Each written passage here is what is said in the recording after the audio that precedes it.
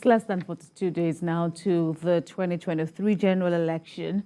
The Independent National Electoral Commission has announced the extension of time for the collection of permanent voter cards by 8 days, which now ends on January the 29th this year. The Commission expressed satisfaction with the turnout of registered voters, as well as the surge in the number of collected PVCs across the country. INEC says in some of these states, as many as 100,000 voter cards were collected in the last 5 days since the devolution of the process to ward levels, which started on January the 6th. And as a result of this extension, there is a consequential adjustment of the collection by location. INEC says all resident electoral commissioners have been directed to ensure that no such practices occur nationwide and that they take immediate disciplinary action against violators. The Commission has also printed more than 13 million permanent voter cards for all new valid registrants as well as applicants for transfer or replacement of their cards. Talking politics still, the Labour Party's presidential candidate Peter Obi says he is determined to lead a nation where everyone would be proud of. He made this remark at the Michael Okpara Square in Enugu while addressing a crowd of supporters for the state's presidential campaign. TVC News' Bamidele Ajayi has more.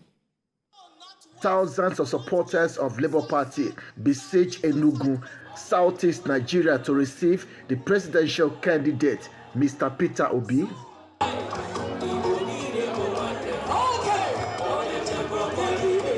It is a tripod event that started at the University of Nigeria, Nsukka, INEC, and end at the Michael Okpara Square.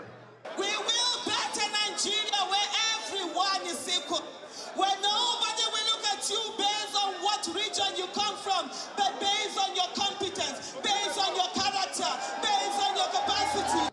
The carnival-like presidential rally featured keynote speeches from leaders from the sub-region. At this point, to end the woes of our country, to enthrone equity, justice, fairness, and explosive economic development in Nigeria. For the Labour Party presidential candidate, expressed concern that despite the decade-long mistrue perception, a new Nigeria is achievable. This year's election will not be by religion. I'm not contesting because I'm an Igbo man. I'm a proud Igbo man. But I'm contesting because I'm the best candidate. We know what it takes to change Nigeria, and we cannot fail. All we beg is go out and preach and vote. The people urge the youth to ensure they pick up their PVCs and cast their vote on election day. Let God help us achieve this so that this country will be revived. This country will begin to make progress again. Let us depart from the present hopelessness. Peter Obi will be sworn in as president of Nigeria come 29th May 2023. Take it from us and take it to the bank. Peter Obi is our next president. We are happy that this is happening. We are going to do everything to make sure that this comes to pass. Mr. Peter Obi will square up with other 17 other candidates on the 25th of February 2023. Bamidele Ajayi, TVC News, Enugu. President Muhammadu Buhari says Nigeria is working with the economic community of West African states to implement strategies to stop unconstitutional change of governments in the region. He also warns foreign governments against meddling in Nigeria's internal affairs, especially as the country prepares for a general election. TVC News State House correspondent Femi Akonde reports on the presentation of 6 newly assigned ambassadors to Nigeria.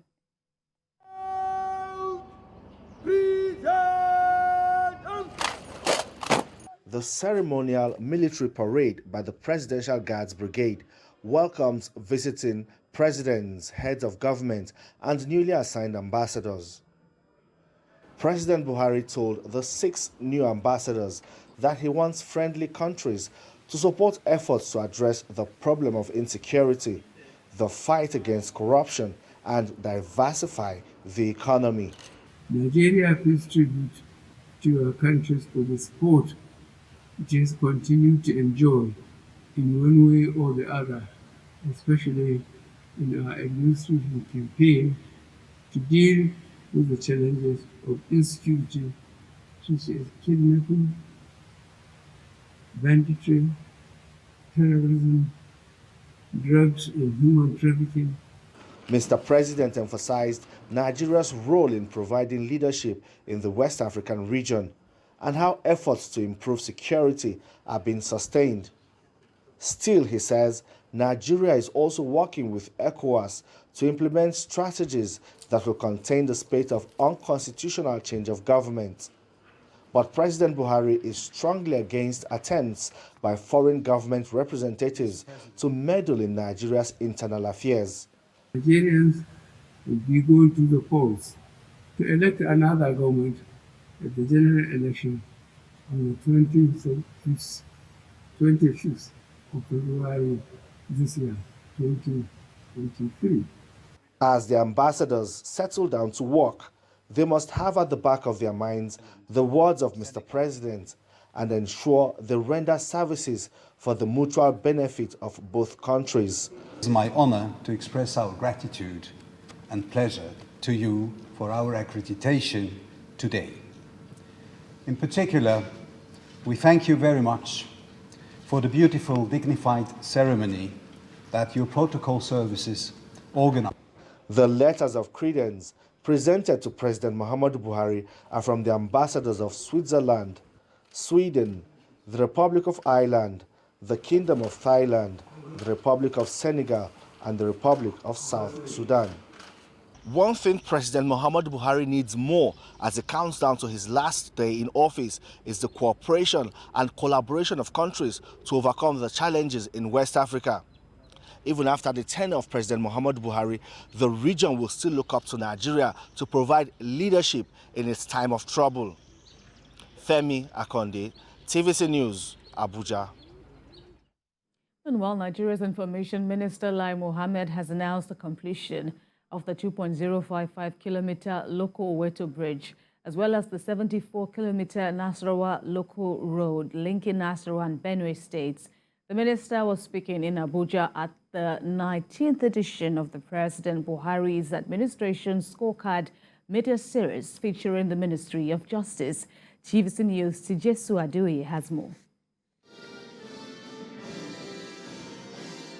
Today's scorecard media series focuses on the strides being achieved by the Federal Ministry of Justice and its parastatals under the Buhari administration in the areas of law reforms, administration of justice, anti-corruption efforts, and the promotion of the rule of law. The Minister of Justice, Abubakar Malami, in a detailed presentation, highlights the successes achieved in the areas of law reforms, particularly the Proceeds of Crime Act, which he says has laid a solid foundation for the efficient utilization of monies recovered. The minister says some of the recovered funds were used to finance some of the government's critical infrastructure, including Abuja-Kano Expressway, Second Niger Bridge, and the Lagos-Ibadan Expressway. The Lagos-Ibadan Expressway, Second Niger Bridge, and indeed Kano-Abuja Expressway experienced a funding gap of recent. The Office of the Attorney General coordinated the law enforcement agencies for the purpose of identifying the forfeited assets in the system. And these agencies have provided the desired support in addressing the funding gap.